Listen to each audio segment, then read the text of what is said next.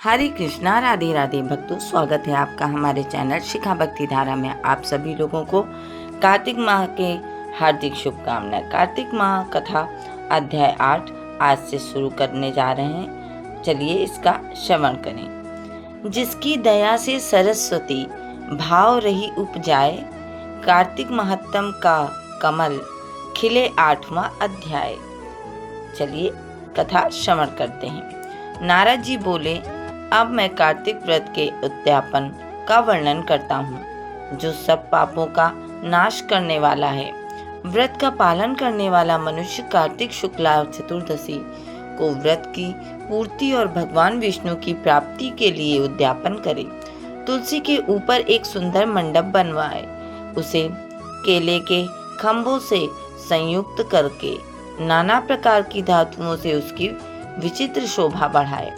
मंडप के चारों ओर दीपकों की श्रेणी सुंदर ढंग से सजा कर रखे। उस मंडप के सुंदर बंधनवारों से सुशोभित 4 दरवाजे बनवाए और उन्हें फूलों से तथा चंवर से सुसज्जित करे। द्वारों पर पृथक पृथक मिट्टी के द्वारपाल बनाकर उनकी पूजा करे। उनके नाम इस प्रकार हैं: जय, विजय, चंड, प्रचंड, नंद, सुनंद, कुमुद और कुमुदाक्ष। उन्हें चारों दरवाजों पर 2-2 के क्रम से स्थापित कर भक्ति पूर्वक पूजन करें। तुलसी की जड़ के समीप 4 रंगों से सुशोभित सर्वतोभद्र मंडल बनवाए और उसके ऊपर पूर्ण पत्र तथा पंचरत्न से संयुक्त कलश की स्थापना करे। कलश के ऊपर शंख चक्र गदाधारी भगवान विष्णु का पूजन करे। भक्ति पूर्वक उस तिथि में उपवास करे तथा रात्रि में गीत, वाद, कीर्तन आदि मंगलमय आयोजनों के साथ जागरण करे। जो भगवान विष्णु के लिए जागरण करते समय भक्ति पूर्वक भगवत संबंधी पदों का गान करते हैं, वे सैकड़ों जन्मों की पाप राशि से मुक्त हो जाते हैं। जो मनुष्य भगवान के निमित्त जागरण करके रात्रि भर भगवान का कीर्तन करते हैं, उनको असंख्य गोदान का फल मिलता है। जो मनुष्य भगवान की मूर्ति के सामने नृत्य गान करते हैं, उनके अनेक जन्मों के एकत्रित पाप नष्ट हो जाते हैं। जो भगवान के सम्मुख बैठकर कीर्तन करते हैं और बंसी आदि बजाकर भगवत भक्तों को प्रसन्न करते हैं तथा भक्ति से रात्रि भर जागरण करते हैं, उन्हें करोड़ों तीर्थों करने का फल मिलता है। उसके बाद पूर्णमासी में एक सपत्नीक ब्राह्मण को निमंत्रित करें। प्रातःकाल स्नान और देव पूजन कर के वेदी पर अग्नि की स्थापना करें और भगवान की प्रीति के लिए तिल और खीर की आहुति दें। होम की शेष विधि पूरी करके भक्ति पूर्वक ब्राह्मणों का पूजन करें और उन्हें यथाशक्ति दक्षिणा दे। फिर उनसे इस प्रकार क्षमा प्रार्थना करें: आप सब लोगों की अनुकंपा से मुझ पर भगवान सदैव प्रसन्न रहें। इस व्रत को करने से मेरे 7 जन्मों के किए हुए पाप नष्ट हो जाएं और मेरी संतान चिरंजीवी हो।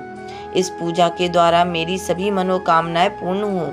मेरी मृत्यु के पश्चात मुझे अतिशय दुर्लभ विष्णु लोक की प्राप्ति हो। पूजा की समस्त वस्तुओं के साथ गाय भी गुरु को दान में दें। उसके पश्चात घर वालों और मित्रों के साथ स्वयं भोजन करें।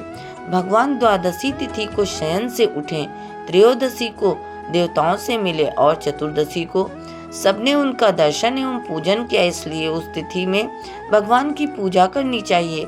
गुरु की आज्ञा से भगवान विष्णु की स्वर्णमयी प्रतिमा का पूजन करें। इस पूर्णिमा को पुष्कर तीर्थ की यात्रा श्रेष्ठ मानी गई है।